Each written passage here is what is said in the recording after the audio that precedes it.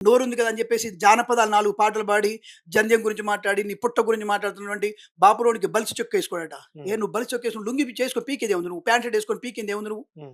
అంటే సమాజంలో కులాన్ని బట్టి నువ్వు కులం లేదనుకుంటూ కులాన్ని గజ్జిగా నువ్వు పైకి తీసుకురావడమా? హ్మ్. అది నీ తత్వమా? హ్మ్. కాబట్టి దాని గురించి నేను ఎట్టి పరిస్థితుల్లో ఆయన సారీ చెప్పాల్సిందే. హ్మ్. ఆ పాటను డిలీట్ చేయాల్సిందే. హ్మ్. ఇది చాలా తీవ్రమైనటువంటి హ్మ్. అది అంటే దేశ సార్వభౌమత్వంలో మాకంటూ ఒక మాకు కూడా కొంచెం స్వేచ్ఛ ఉంటది. అవును. మాట్లాడడానికి, మా అవును. పూజలకి.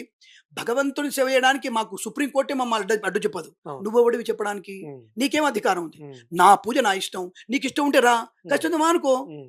ఇప్పుడు రైతుల గురించి మాట్లాడుతున్నావు. సంతోషం. రైతులకి ప్రోత్సాహం చేయడానికి సేంద్రియ ఎరువులు వాడమని చెప్పు. హ్మ్. రసాయనాలు ఎందుకు? హ్మ్. సేంద్రియ ఎరువు వాడమని చెప్పు. హ్మ్. సేంద్రియ ఎరువుల వల్ల మంచి బలం వస్తుందని చెప్పు. హ్మ్. భూమి సాంద్రతం చెప్పు. వృక్షాలు పెంచమని చెప్పు. హ్మ్. ఇవన్నీ చెప్పకుండా మద్యపానం మానేమయ్యా హ్మ్. ముందైతే నువ్వు. హ్మ్. ప్రతి దగ్గరికెళ్ళి తాగుబోతు నువ్వు తాగకురో, ఒరి తాగుబోతు నువ్వు తాగకురో, తాగి ఊగకురో, ఆ డబ్బులుంటే పెళ్ళానికి బంగారం వస్తురు అని పాటలు పాడు. తనకు సపోర్ట్ చేస్తారా అలాంటివి చేస్తే మీరు? అని నేర్తులు కదా! ఆ! అతనికి తప్పకుండా సపోర్ట్ చేస్తాం మేము. హ్మ్. జన చైతన్యంలో నువ్వు చేయడానికి దాన్ని చెప్పట్లే. హ్మ్. కానీ సనాతన ధర్మం మీద, కులం మీద నువ్వు పడి ఏడవడం అనేది, నా దేవుడిని తిట్టడం అనేది అర్హత నీకు లేదు. హ్మ్. ఒకవేళ అందరు తిడుతున్నావు సరే మంచోడయ్యా అని చెప్తున్నావు. అందరినీ అలాగే చూస్తున్నావా? హ్మ్. అంటే ఇతర మతాలను అట్లాగే చూస్తున్నావా? హ్మ్. చూడు నా మతం మీద ఎందుకు పడుతున్నావు నువ్వు?